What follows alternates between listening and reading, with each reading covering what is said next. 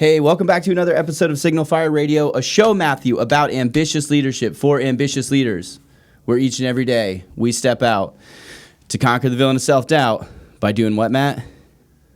Nurturing. No, we have encouraging conversations designed to, now you go. Nurture your body. Strengthen your body, grow your mind, expand your tribe. I get the adjective. This is why I do the intros. A show designed to conquer the villain of self-doubt by having encouraging conversations designed to feed the mind, strengthen the body, enrich the spirit, and grow your tribe. Matt, I'm like triply excited today. You should be. I've talked to a lot of CEOs. I've never talked to somebody who spent time on a submarine. And this is the first time we've had a Naval Academy grad on. And my mom wanted me so desperately to go to the Naval Academy, not because of the future it would have created for me, but because she wanted me to be able to get married in the chapel. That was the only reason. That's a good reason. Mom is selfish, bro. I didn't do it. I didn't get married there. No, yeah. You didn't? Could you have if you wanted to? I could have. I've been in a couple weddings there. Okay. It's a cool spot. Yeah. It's a lot of seats to fill up. We lived, Get crazy with the guest list. Yeah, right? It's a dangerous game. Yeah, you gotta be like a senator's son or something but to do. His dad's a retired colonel, and his dad's last job in the Marine Corps was flying around the Commandant in his. Well, we lived in Annapolis, and that's why. And Mom would like just go walk down through the academy campus all the time as the colonel's wife because she could, and she would just like stare at that stained glass window in the chapel at the Naval Academy, and I can see your mom doing that. She saw my future. I think this is why she's so disappointed in me because I didn't do those things. I still love you. Thanks. And I know your mom does too. Your love outweighs my need for my mother's love. Thank you. You're welcome. Now your dad, that's a different story. Dad, different story. Ben, welcome to the show, man. Thanks for having me. So Wilmingtonian, born and raised, right? That's right. He might also be the first born and bred Wilmingtonian we've had on the show too. Oh no, it's a lot of. We'll have to check the official show logs. Yeah. Could be a lot of firsts. So how did you? What was it like growing up here, man? Because you've seen this place change. So it's changed a lot and not a lot all at the same time.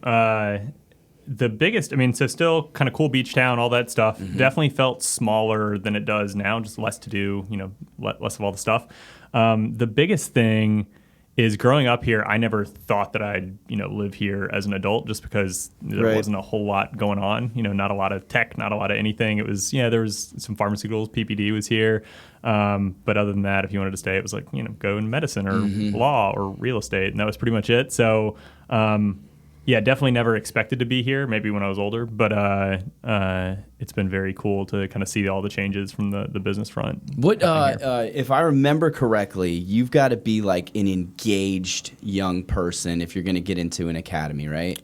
Like you've got to have a letter from a congressperson or a senator, right? Yeah. Like, did you have to be an Eagle Scout? Like, I was not a Boy Scout. The only kid a lot of people are. I was not. Okay, yeah, because the only kid from my high school that went to the Naval Academy, his name was Grant Greenwell. He actually worked on submarines, but he'd have been older than you.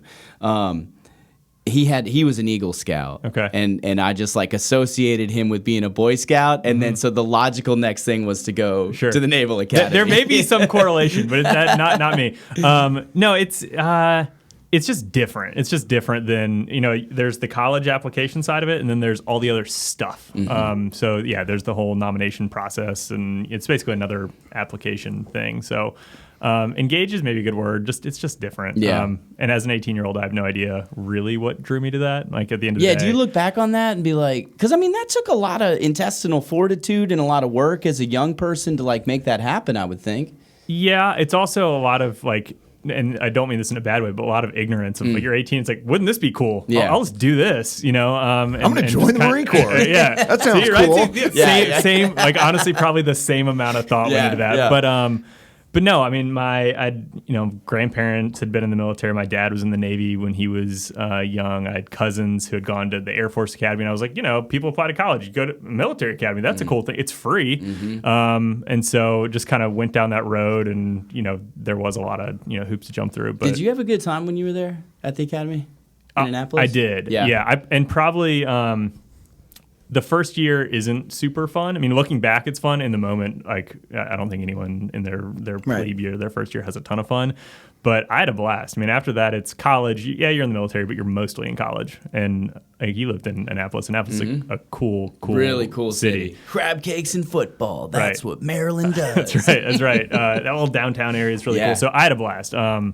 Yeah, more fun than I thought I was going to have there, in fact. And looking back, I mean, my wife and I love to go visit and have a ton of friends from there. Have you been back there in recent history? Yeah, not in the last 18 months or so, just with all the COVID stuff. But yeah, we try to go back for at least a football game every year and get up there more than that if we can. Dude, we've got, so Shooting Warriors did an Army-Navy game thing a while back, and I want to do it again. And at Annapolis? At Annapolis, because I've never been to an Army-Navy game at Annapolis, and I really, really, really want to go. Well, so the Army-Navy game is always at a neutral site. Oh, that's right. Too. It is always at a neutral site. And it's moved around. It's back to Philadelphia usually. Yeah. It was in Philadelphia, I think, 3 of the 4 They play where years. the Eagles play? Yes. Yeah, okay, that's right. Yeah. Yes. Which is also really cool because Philadelphia kind of gets up for the game, and it's a great scene afterwards. Heck yeah. Dude, okay. It's when fun. is it? Do you know when it is this year? It's usually I don't know. December, like towards Rivals Week, right? It's usually like the week after Rivals Week. Yeah. Kind of usually stands alone Yeah. On that weekend. When that would be awesome. When Auburn plays Alabama, it's the same around the same time that yeah. Army plays Navy. Because nobody, I mean, they talk about Army Navy, but not like the Southeastern Conference teams. We won't go there. SEC? SEC, man. ACC. ACC. Hey, did you know I'm still a champion? I'm still a World Series champion. Okay. That was last week. Put it to bed. I'm not gonna. I told you last week. I have a huge Braves fan, Ben, Okay. and I have 365 days to live as a champion of a World Series. Matt's so over it. So Everybody's over it. everybody's over it. I'm not over it. Last time, I won't do it again. I promise. Until the end of the show. So after you got out of the academy, you chose to go on submarines. I did. I chose Okay. to do Submarine. So the way it works at the academy is you get exposed to all sorts of different stuff in the summers. You do summer cruises. You go out and one of the things you do between your sophomore and junior years is go, and it's either East Coast or West Coast. I was in the West Coast, so all kind of around San Diego. But you spend like a week and a half with the Marine Corps, a week and a half with the SEALs, a week and a half with aviation, surface, subs. You kind of do all that pretty quickly and just get exposed to it to figure out what you're interested in. And if you would have asked me when I showed up there, like, hey, what do you want to do? I would have said anything but submarines. Like the idea of being underwater and no windows, Yeah. Most people have the same reaction They make to the that. best movies, though. Cool a submarine movies. movie is Sound- always a good movie. But if you would have asked me as an 18, 19, even 20-year-old, I would have said, not that. But after going and getting exposed to all the different stuff, I just kind of fell in love with all the people, just super smart people solving pretty complicated problems. And so went for it and said, that makes sense. I want to be around those people. And so, elected to do that. And that's a whole other screening. You got to do a bunch of testing stuff and go do interviews and all that. And then, jumped in. And then there's, more school after school to go do submarines. So was there anything in the summers that you were like, oh, hell no, I'm not going to be a Marine? Or anything along those lines? No, at all. Like that's what I kind of liked everything. They all seemed like good options. There's different things too, right? If you go aviation, if you're going to be a pilot or something, that's a much different commitment. It's like a 10-year commitment after you get your wings, and there's all these backups in flight school. So it's like you're kind of committing to like, okay, I'm going to do a career in the military, and I always wanted to serve and then have a career, in business afterwards. So for me, it was do something that is challenging and awesome, and I enjoy and around cool people, but then also be able to go do something else like I'm doing now. When you got to the fleet, what was it like being a submariner? Is it Submariner or Submariner? Submariner? We usually say Submariner. Yeah, but hell yeah, Matt. Hell yeah. Us submariners. But I think like both are accepted. I thought like a Submariner was a version of a Rolex.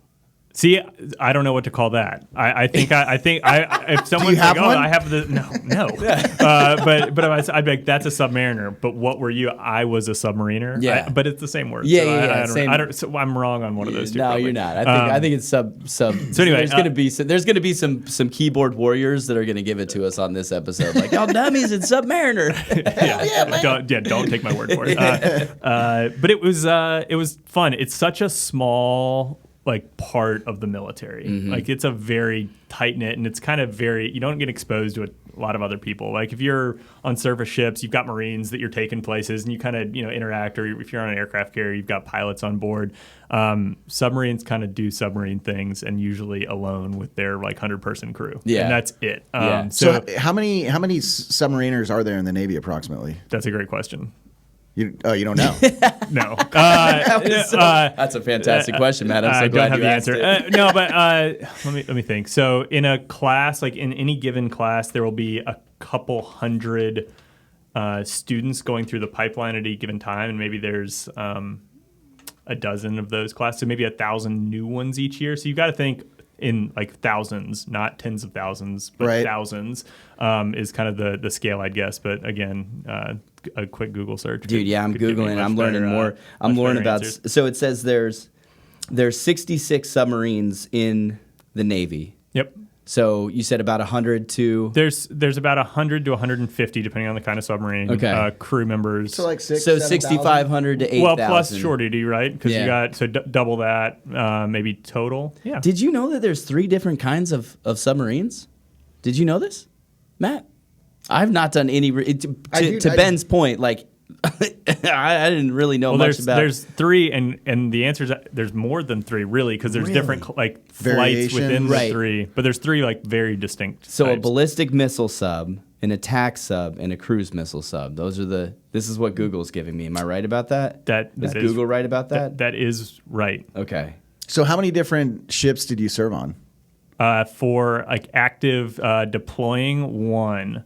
And then I did a tour in Charleston, like going through all the school stuff before that. And then 3 years or so, a little more than that, deploying on a fast attack boat out of Norfolk. And then I went back to Charleston. And there's 2, and they've actually changed since I was there, but 2 permanently moored submarines down there that are active. Their reactors are still active. They do training, testing, like all the students come through there. Where do they keep that or kept that? Isn't that where your nephew would have Goose gone? Creek. My cousin's at Goose Creek. Yeah, so he's there. Right. So there's both the nuclear power training command, which is all the classroom stuff that happens for 6 weeks, 6 months, and then you move over to prototype, which there's one there, and then there's one in New York, still active, I think, but they're eventually going to shut that down. In right down the road, and then you do 6 months of like active hands-on. If you're a mechanic, you're learning how to operate valves and do stuff. If you're a electronics technician, you're actually working on electronics on the reactor, all that stuff. What was your specific role? So as a sub officer, you're kind of like the jack of all Quarterback, trades. sorta? You just So you always start whenever you go to your boat. You start in engineering. Like the whole thing is you are you have to learn how to run the propulsion plant. So you show up and get some job in the engineering department. So I was the reactor controls officer. So like electronics that make the reactor control system work. So did that for a while, and then eventually we call it moving forward in the submarine. You go to like the operational planning stuff. So I was our communications officer and ops. So then you just do mission planning stuff, and you kind of spend at least a year and a half doing nuclear engineering stuff, and then move forward. What's a day in life like when you're deployed? Dude, no kidding. That's a great question, and I've always been fascinated by this. And so this has changed too in the last few years, and I think in a positive way. So forever, and when I was on my boat, submarines always operate on 18-hour days. They've since changed this because they realize this is really terrible for human beings. Yeah. But an 18-hour day, so there's 3 watches, like 3 watch teams, 3 shifts that kind of man all the different stations at any given time. And so you have 3 6-hour watches for an 18-hour day. So say you wake up, you do your briefing, and you get on watch, and whatever your watch station is, right? Everything from a sonar operator to someone driving the boat to everything in between operating the reactor. And say you did midnight to 6 a.m., and then you'd be on watch, standing watch during that time, operating the boat.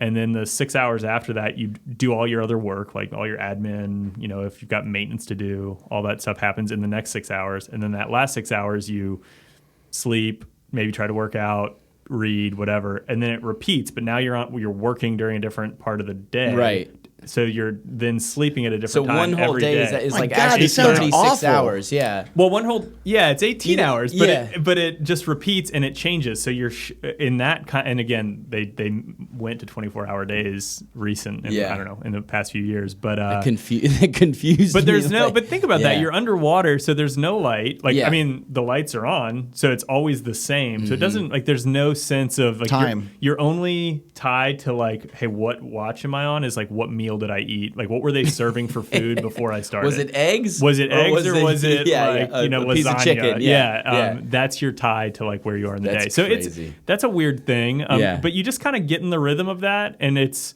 so routine. Like crazy stuff can be happening when you're doing interesting missions, seeing stuff.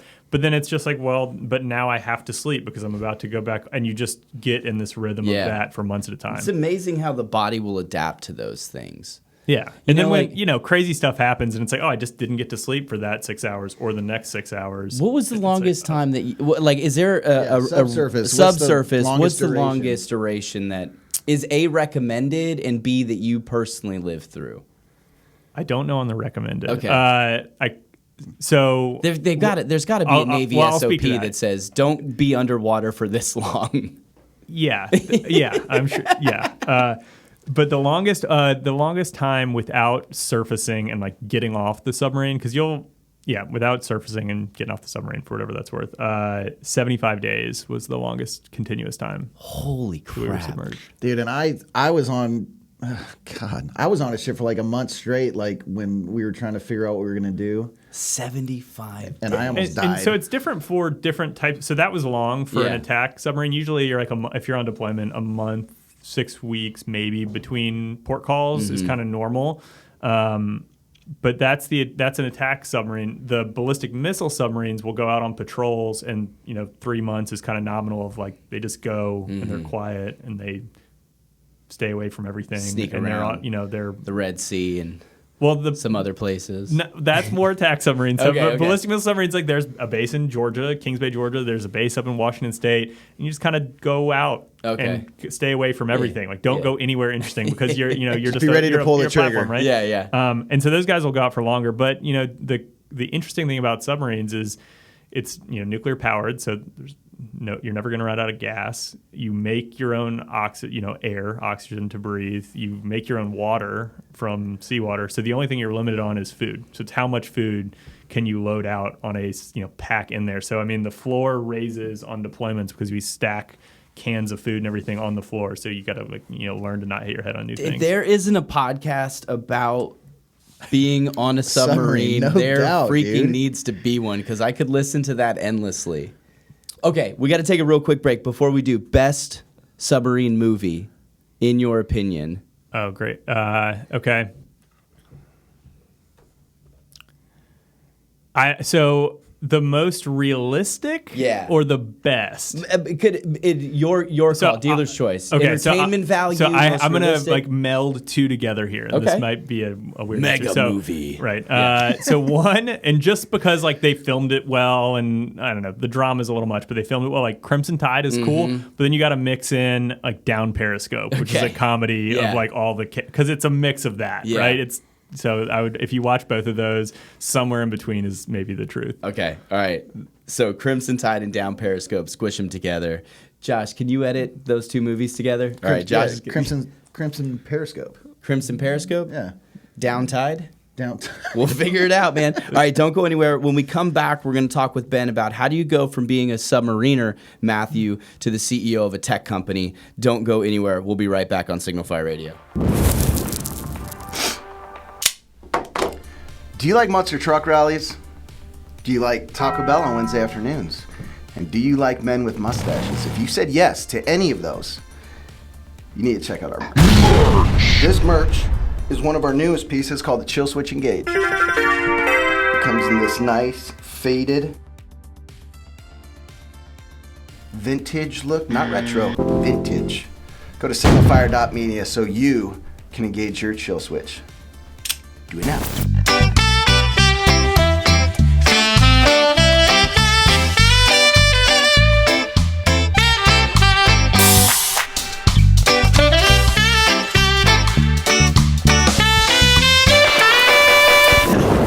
back to Signal Fire Radio, ladies and gentlemen. We are having a really fun conversation, Matthew, about submarines. You did not tell me that Ben was a submariner before you invited him on. I don't know. I don't know if his LinkedIn said. I just knew that he was. I would put that crap. What was your MOS title? Nuclear officer.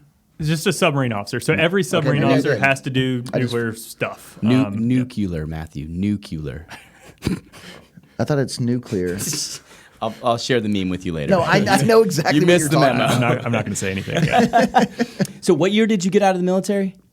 2018 is when I got out. So talk a little bit about your transition, because you had a super unique one.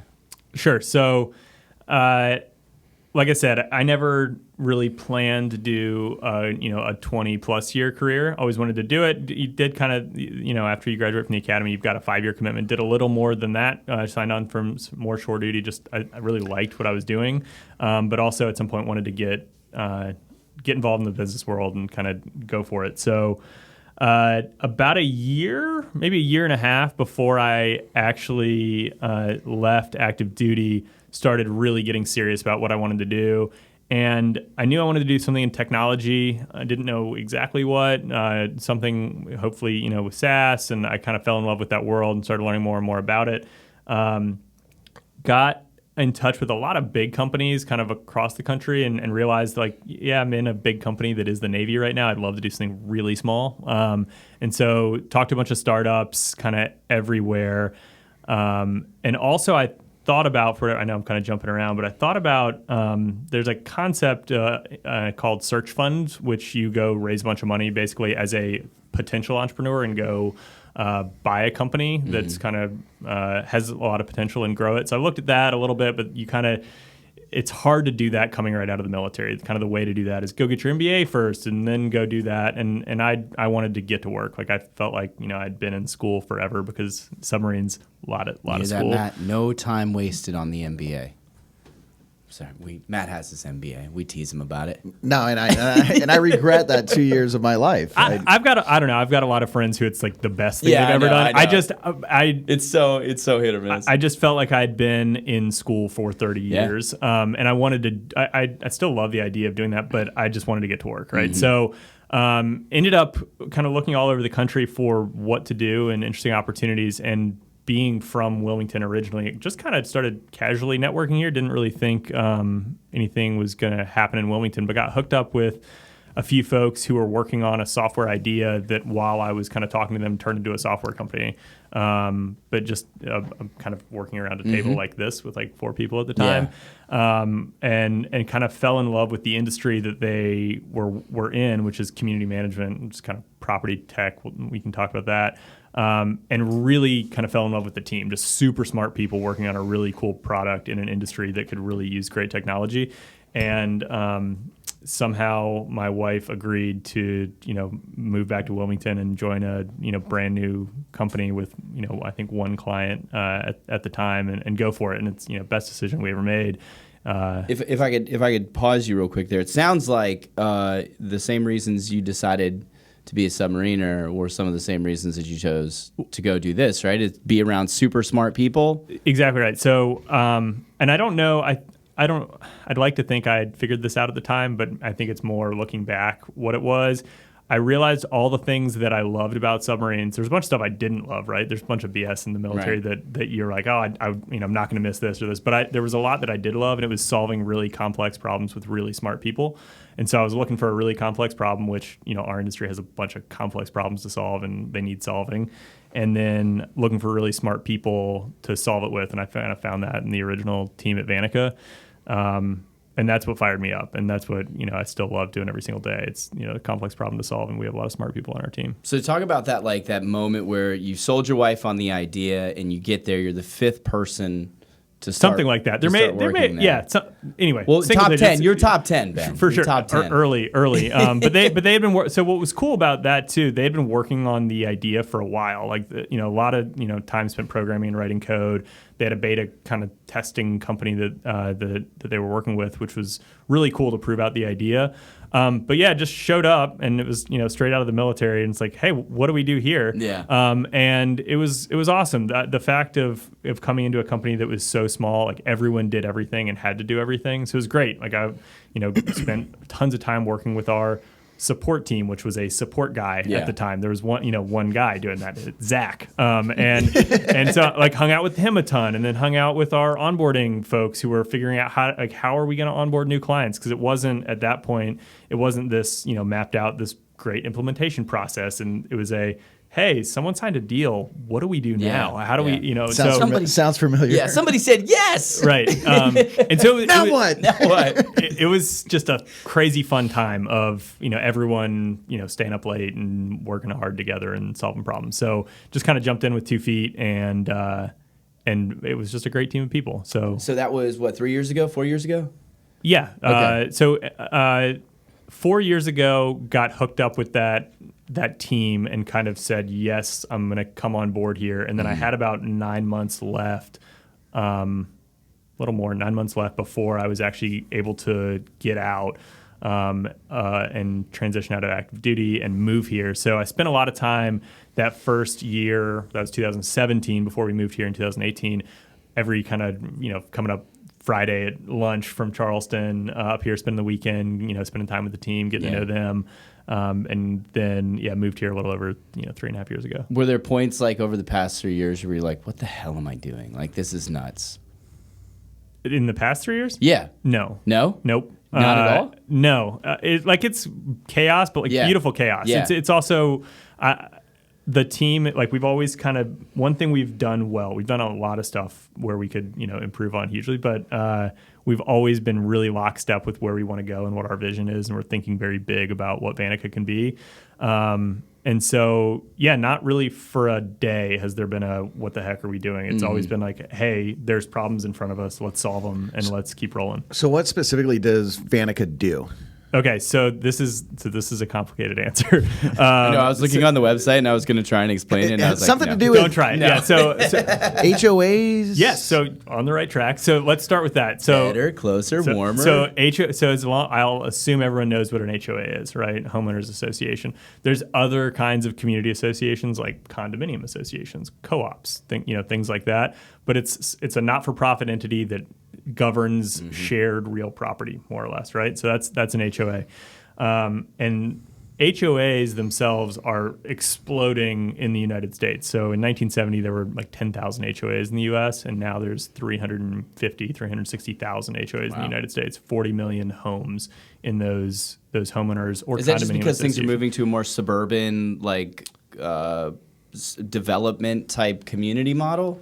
So that's the trend in real estate. So upwards of 75 to 80% of new construction real estate, like residential owned real estate, is in a community association structure. And once you are built in a community association structure, there's governing docs, there's covenants that govern that community. It's really hard and doesn't really happen to ever leave that, right? So it's convenient for developers. It protects property. There's lots of good things, as much as HOAs get a really bad rap. There's lots of good things for developers and homeowners, protecting property values and all that stuff.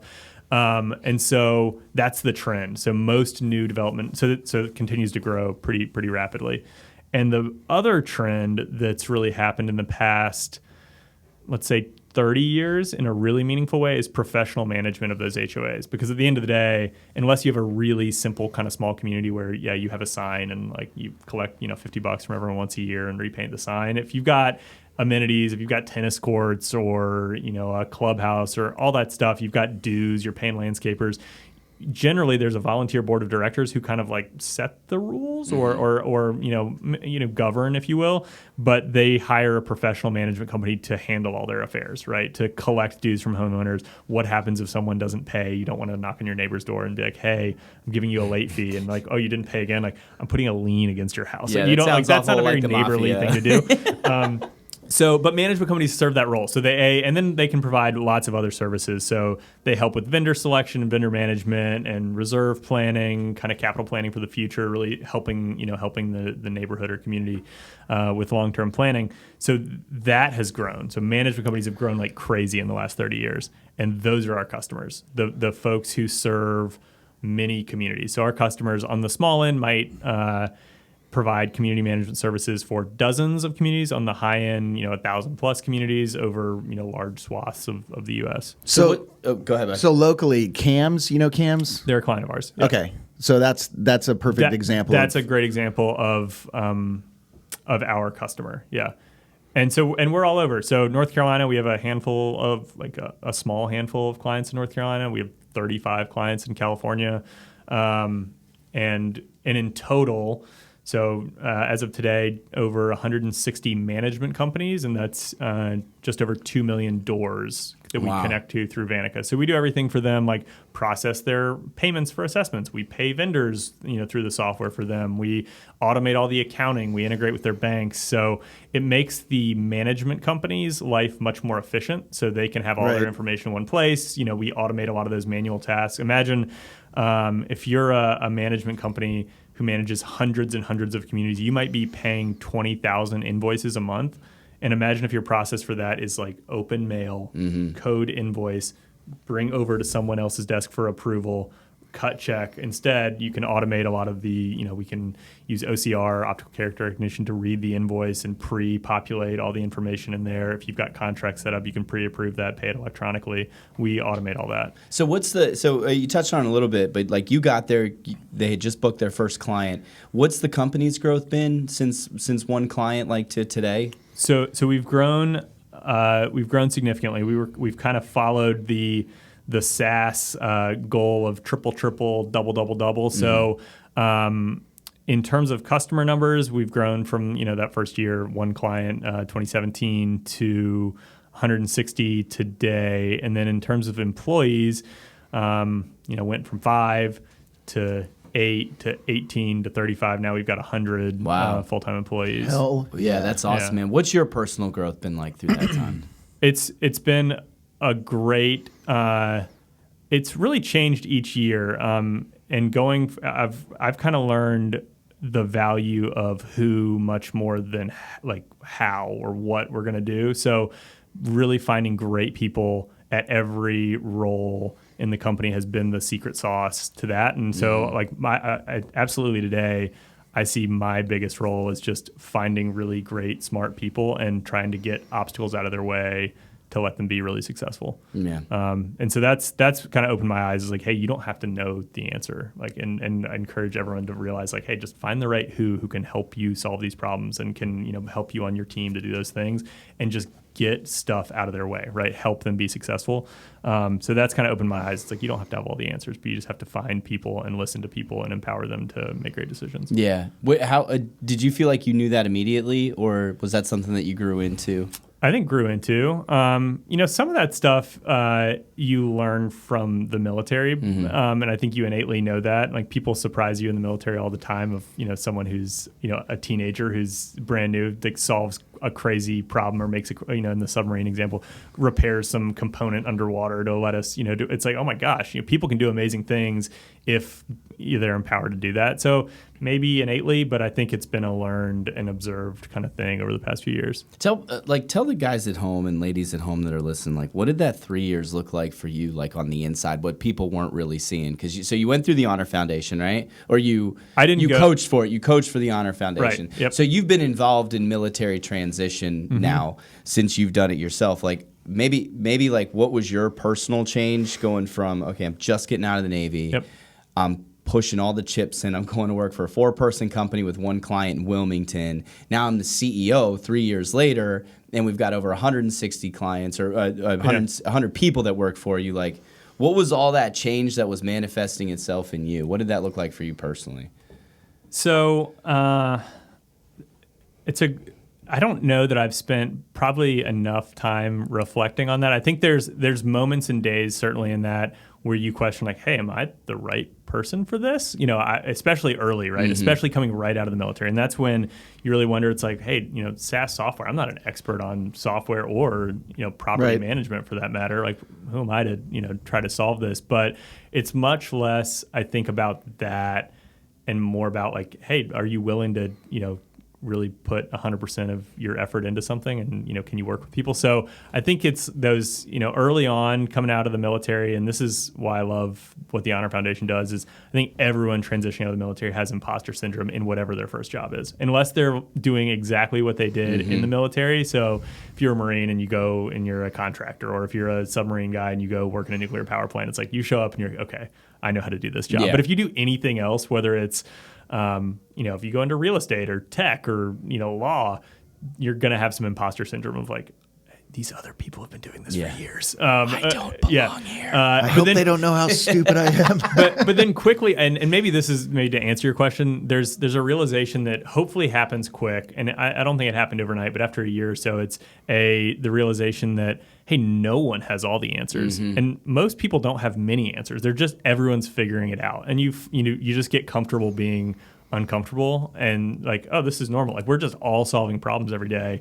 And that was the biggest realization. It probably took a year or so to realize that, like, hey, no one, even if they've been doing something, even if they've been in technology for 20 years, they're still running into things every day that's like, we have no idea what to do here. Let's put our heads together and think. I love that. I love that mindset. Hold that thought. I want to talk to you more about it. We're going to take a real quick break. Don't go anywhere. We're going to pick up with Ben Currin, CEO of Vantica, right here on Signal Fire Radio.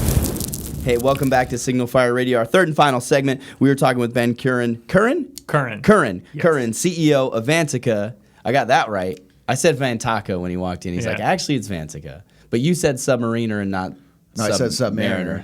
You're not related to Tom Currin by any chance, are you? Nope. He was one of my favorite surfers growing up. This is like the show of multiple. It's like, is it Currin or Currin? Is it Yeah. Vantica or Vantaca? I'm gonna start saying Submariner now. Yeah, I don't know. Whatever. We do whatever everybody else does. We just do the opposite. Oh, stop it, Robert. So you talked about imposter syndrome. We've talked about it on the show before, and I think you're spot on. Unless you go do the exact same thing. So my dad flew C-130s for 30 years in the Marines. You know what he did afterwards? He went and flew C-130s for Lockheed Martin. Right. So it's like, okay, I got this. Me, I went from a mortuary affairs specialist to selling insurance, and I had no freaking clue what it was that I was doing.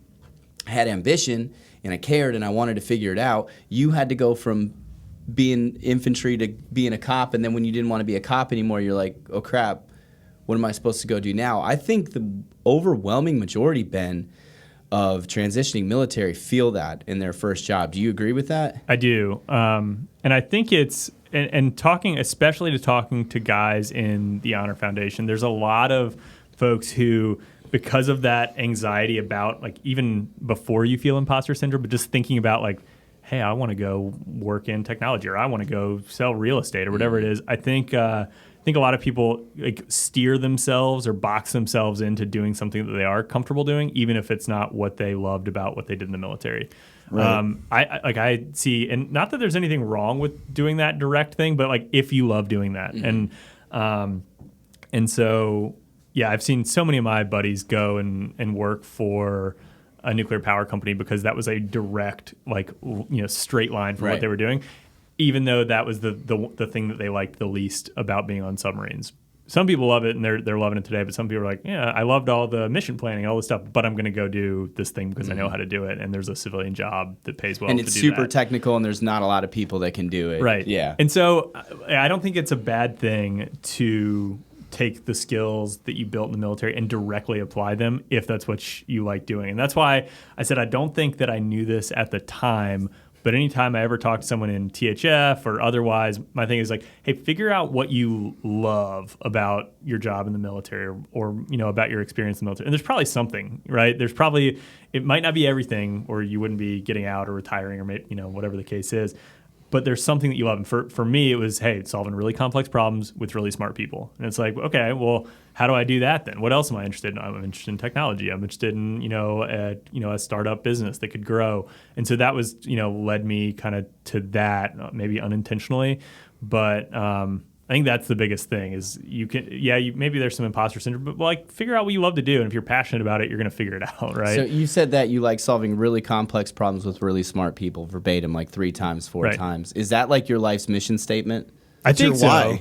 That's what, like I said, I think it's taken me through going, submarines and having that experience and having this experience at Vantica to realize that that's what fires me up. That's what I am passionate about. And so, yeah, I mean, for anything, that's kind of as I look at, what we were doing in Vanica, it's like, hey, here's a complex problem. Let's solve it. How are we going to solve it? Let's go find the smartest people we can and bring them on the team and solve it together. Yeah, that's certainly become the why for me. So for you as a connector, and I think you said it was a good realization for you as it was for me, like I don't have the answers. I don't need to have the answers for everything. But like, let's go find somebody who does.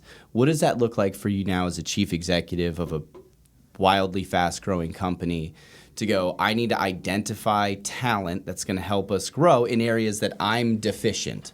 Right. What does that look like for you? So it's really easy because I don't know so much about. So like I'm not a software engineer, so it's like it's impossible for me to sit down and be like, I'm gonna solve this new thing or build this new thing. Instead, it's mostly encouraging our team to ask, like, hey, are we the smartest people to do this? Or is there a who? Like, should we go find a who could really expand our thinking on this? So if it's a new product capability or solving a challenge or even outside of something technical, it's like, hey, let's really expand our marketing reach. It's like, okay, should we solve that, or should we go find someone who's got tons of experience and is super smart and can really level us up for SaaS marketing? Like, let's go find that person. Mm-hmm. And so it's always asking that question, who before how. What does that search look like for you?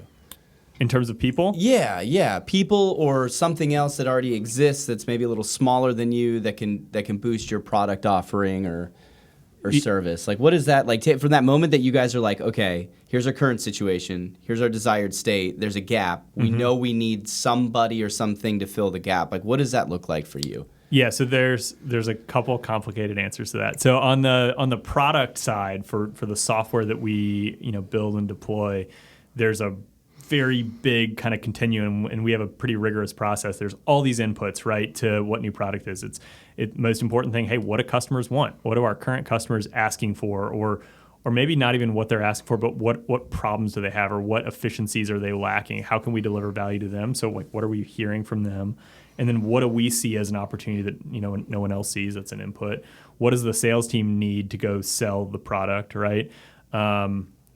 All those things, and then there's other stuff too, but all those things are inputs. And then there's this ruthless prioritization of like what delivers the most value to our kind of North Star of where we're going, which for us in our industry of community management is, hey, we want to simplify the lives of community management companies and deliver value to all those stakeholders. So it's big ROI for the management company. So make them more profitable, more efficient, be able to do their jobs with less manual touches, and then improve the experience for homeowners and board members. So we kind of put everything, and it's like, hey, what's going to have the biggest bang for the buck? And then there's this effort versus output and all that stuff. So that's this big complex product process. But then in terms of people and capabilities, it's hard to ask that question or like remove yourself from problem solving. If you guys are anything like me, like something comes up and you're immediately like, let's try this. Here's an idea, and we all do that. But then stepping back and saying, hey, are we trying to solve this like with what we understand, or is there a who that we can bring in here that can get us 200% smarter, and then bring ideas that we're not going to think of? So that's a complicated answer. But it's a good one. So would you say that like it sounds to me like, if I could just summarize it, like your role in it all is to ask the right question, like be the collaborator or the connector, and then just kind of, what do you guys think? Right. What should we do? I think I view my role as, like I said, encouraging the team to continue to find the smartest people possible, to have the right team makeup, and trying to remove obstacles. Right. It's setting a direction, but it's certainly not coming from me. It's the direction that like we all input to, hey, where do we think we want to go? There's this kind of big North Star of, hey, we want to serve 5 million more homes in the next several years. So let's go there. But how are we going to get there is totally a cultural kind of like the team comes up with that. And then I think my role is a lot about how do I remove obstacles and just create an environment that allows those people to be successful and take risks and like be okay with taking risks and making mistakes, but make the mistake one time. Don't make the same mistake. Like, how do we learn from that and get smarter?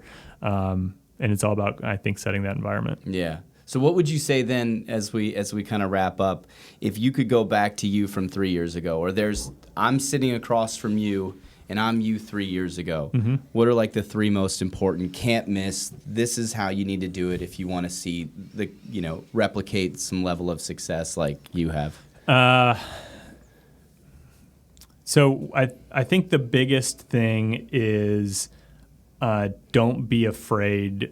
Like imposter syndrome is like real, but don't be afraid of that at all. Like if you're uncomfortable because you think, hey, I don't have the answers here, I don't have the experience. Sometimes that's the best thing because you're not conditioned to think some way. So like don't be afraid to come in with new ideas that are kind of crazy and whatever. So just take risks on your ideas. Don't be turned off or don't shut down if you have that imposter syndrome feeling. Like kind of be bold and take that chance and be okay with looking like an idiot sometimes with your ideas. Like that's okay. The other one is what we just talked about is, hey, find smart people and like don't be afraid to say like, hey, I don't know what the answer is here, but Matt does, and I'm gonna like, Matt, can we collaborate on this? Like let's work together, or go find that person and say, you know what our team needs is another person because we can't figure this out. Like let's bring in a new capability. And then I guess the last one is more cultural, and we've kind of gotten our way to this, and it's really important to all of us at Vanica, but the culture that we set and the culture that we all kind of work in, to me, is way more important than any strategic plan. There's a Drucker quote from probably like 60 years ago at this point that's culture eats strategy for breakfast, and I 100% believe that. I think creating an environment and everybody cultivating that environment where people are willing to take risks and make mistakes and hold each other accountable in a positive kind of no ego way is the secret sauce that lets a team really soar. Josh, chop those 3 up for me, like 1, 2, 3. We're gonna post those on social media in little snippets, one each, because I mean there was so much, dude, and I think relevant value in that. I think his narrative, his Vanica narrative, it aligns with my experiences of what made a good leader in the Marine Corps and in law enforcement and in any job I've had, is having the mindset that he's talking about. Like if you compare a second lieutenant that was prior enlisted or a boot second lieutenant who's 22 years old, they show up to the fleet, and oftentimes the prior enlisted guys are like, I don't freaking know. I'm brand new. This is a new MOS. Gunny, how do we do this? Right. But then you have other leaders that, well, no, I'm the platoon commander, so this is how we're going to do it. Yeah. This is what I got taught in TBS. It's like so here, one thing real quick, and that you just hit on something that is a really good thing, and I don't think I appreciated this. I don't know if I've ever really thought about this, but one really interesting thing, and you guys saw this a million times. You have brand new officers show up to a unit and like the dumbest person in the unit, like when they show, like doesn't know, like, right? I mean, you're in charge. What do we do here, guys? Yeah, like I'm like, yay. Hello, Sergeant Pilot. So that's the experience, right? On submarines, like, you've been to school and whatever, and you don't know anything about the technical stuff that you're working on, and your guys are all smarter than you. So it's showing up and be like, hey, my goal is to help us get through this deployment, but like, what do we do, guys? So showing up to a company and like, hey, we've got a bunch of smart engineers and people who know this industry way better than I do. It's just willing to be like, hey, like, I'm here to learn from you, and like, I'm here to learn from you and help remove obstacles. That's a cool mindset. Dude, I struggled with that early on in my corporate career. As I was like, I showed up and I felt like I had to prove why I was there, right? And it bit me in the ass more times than it helped me. And it's just like, I just got to drop this charade, dude. Just like work with people, get to know one another, but have the courage to speak up when you feel passionate about an idea or a solution. Right. There's got to be a very fine line that you walk there between being collaborative but then also being courageous. And that's, I think, on the other end of that, that's where the secret sauce of success lives, is in that space on the other end of those two things. Yeah, well said. Killer, man. Hell yeah. That was fun, Matt. No, but everything I had a good time. Everything he said was like, every good leader that I've ever worked with was exactly that. It's like they don't show up and they just own the room, own the show, own the narrative. They're just like, hey, I'm in this position, but you guys are the ground pounders. You guys know what's going on, so let's work collaboratively. Right. So I love good for you, man. I'm not even going to try and sell anything at the end of this episode. The only thing I'm going to say, normally I would like pitch our services and step in. I'm not going to dilute the purity of our conversation with that. The only thing I'm going to say, Matt, is that your Movember is coming along very strong. And that Yours is strong. you're totally looking like a cop in Boston to me right now. I can see that. Are you guys getting that vibe from my life? Like some Irish? Why is it got to be in Yeah, because Boston? you're Irish. Where else would an Irish cop be with a mustache like that? In Sacramento, California. No, but Sarah, when I shaved this last night, Sarah was just like, I have one word. Jackass. Yeah, You look like a there's- jackass. Yeah, Jenna said the same thing. I'm like, babe, that's the point. Yeah, that's it's the just point. It's 1 month. It's Give me a 1 break. month. It's 1 month to be stupid. Josh has his. Yeah, but Josh, We don't know about. Did he's you on ever, a different level. Have you ever been like, I need a mustache, man? Well, Did you go through a phase? Well, so I tried. Yeah. So that's one fun thing about submarine deployments is you can like full beard, whatever. Oh, that's cool. It's cool for Yeah. people who can Seriously? grow beards. Yeah. This wasn't good. Like, No. there's a lot of blonde and like I'm the same way. I get a lot of neck. Very beard. Scandinavian type beard. It's not great. Yeah. Oh my gosh, I love it. All right, that's going to do it for this episode of Signal Fire Radio. Oh, Ben, if somebody wants to learn more about Vantaka, where should they go? Vantaka. Vantaka. We had to. I put the heart. You had to do one. No, Vantica.com. It's so just check that out. Not to be It's- confused with Vantica or Vantaka.com. or a Submariner. Submariner, Submariner. Oh, we're Submariner. gonna. But yeah, Vantica.com. It's Yeah. and we post stuff on LinkedIn or whatever. But yeah, it's a good thing. Love Check it, out. man. Thanks for coming on. Until next time, that's going to do it for this episode of Signal Fire Radio. When we talk to you next week, please commit yourself to strengthening your body, feeding your mind, enriching your spirit, and growing your tribe, and being a Signal Fire in your community. We'll talk to you next week. Hey, we hope you enjoyed this episode of Signal Fire Radio. Click the links to connect with us on social media. Also, don't forget to like, subscribe, and hit the notification bell on this video. And for more in-depth content, check us out on Patreon. We'll talk to you guys next week.